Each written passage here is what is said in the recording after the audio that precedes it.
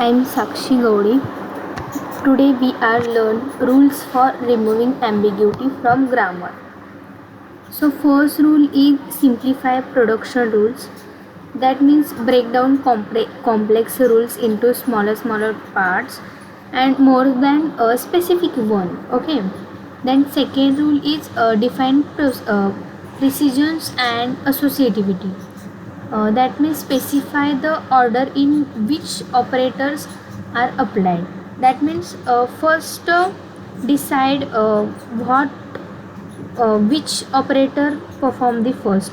Multiplication is first before addition, etc. Then how they are grouped. Okay. Third rule is handle left recursion.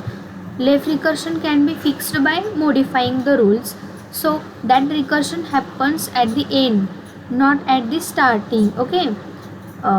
Then fourth rules is factor our common parts. If multiple rules start with the same sequence, so combine that sequence into a single rule. Then I take one example according to how to remove ambiguity from the grammar.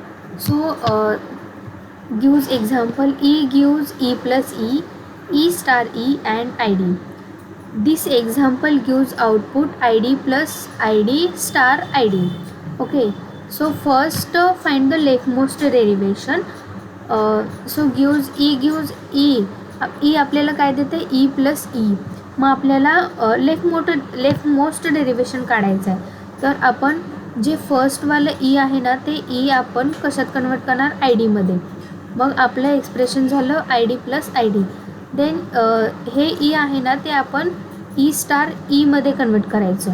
आणि मग नंतरनी जे second and third E आहे ना, ते पण आपण I D into I डीमध्ये कन्वर्ट करणार. तर आपल्याला आउटपुट आपलं काय भेटणार? I D plus I D star I D. म्हणजे ते आपलं आधीचं एक्सप्रेशन लेफ्टमोस्ट डेरिव्हेशन आपण काढलो ना, तर त्यावर आपल्याला पार्स ट्री बनवायचं आहे. मग आपण हे पार्स ट्री काढणार आहोत. हे ई आपल्याला काय देते? E plus E. मग हे तीन लिहिले. मग आपण पहिल्यांदा काय केलं? जे लेफ्टमोस्ट जे ई आहे ना, ते आपण ई हे आय डीमध्ये कन्वर्ट केलो. मग नंतरनी हे ई आहे ना, ते ई स्टार ईमध्ये कन्वर्ट करू आणि this E also convert into I D. So this is our leftmost parse tree. Okay. So let's see rightmost derivation also. Rightmost derivation also same as it is leftmost derivation, but first rightmost derivation rightmost E जे आहे ना, ते आपण I डीमध्ये फर्स्टला convert करणार आणि मग नंतर तसंच त्याचं सेकंडवालं आणि फर्स्टवालं पण आपण आय डीमध्ये कन्वर्ट करणार. मग आपल्याला हे I D plus I D star I D हे आपलं आउटपुट आपल्याला भेटणार. मग ह्या राईटमोस्ट डेरिव्हेशनवरून आपण राईटमोस्ट पार्स ट्री काढायचं. कसं काढायचं? ई स्टार ई देणार आणि हे जे राईटमोस्ट डेरिव्हेशन ईवाला आहे ना, हे आपण कशात कन्वर्ट केलो? आय डीमध्ये. तसंच हे कशात कन्वर्ट केलो? ई प्लस ईमध्ये. मग this E also convert into I D. So we have getting two different parse tree. So this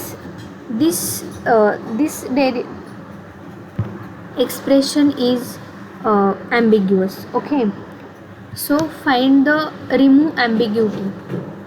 आपण आता बघणार आहोत की हे जे एक्सप्रेशन आहे त्या एक्सप्रेशनमधून ॲम्बिग्युअस आपल्याला भेटला आहे. तर आपण हे रिमूव्ह ॲम्बिग्युटी कसं काढायचं? तर फर्स्टला आपण काय करणार? जे ऑपरेटर जे आपल्याला याच्यामध्ये काय काय ऑपरेटर आहेत? प्लस आणि स्टार. प्रोसिजर काय असणार आपली? आय डी फर्स्टला असणार, त्याच्यानंतरने आपण स्टार घेणार आणि नंतर ऑपरेशन कुठलं करणार? प्लसवालं करणार. तर हे फर्स्ट स्टेप झालं. सेकंड स्टेप आपलं काय असणार? E gives us E plus A. इथं आपल्याला नॉन टर्मिनल घ्यायचं आहे आणि लगेच त्याच्या राईट साईडला लगेच इमिडिएटली आपण ए घेणार आहोत. ए हे आहे तसं इथं लिहायचं. मग हे आपल्याला ए नॉन टर्मिनल आहे ना, हे आपल्याला काय देणार? A star B. B is also non-terminal symbol. Then its B gives ID. मग ते जे आपण एक्सप्रेशन दिलेलं आहे ना, त्या एक्सप्रेशनवरून आपल्याला लेफ्टमोस्ट डेरिवेशन काढायचं आहे. मग हे आपल्याला पार्स ट्री काढायचं आहे. मग हे पार्स ट्री आपलं तयार आहे. हे पार्स ट्री असं काढायचं. मग आपण कसं आपण कन्वर्ट केलं ते इथं दिलेलं आहे.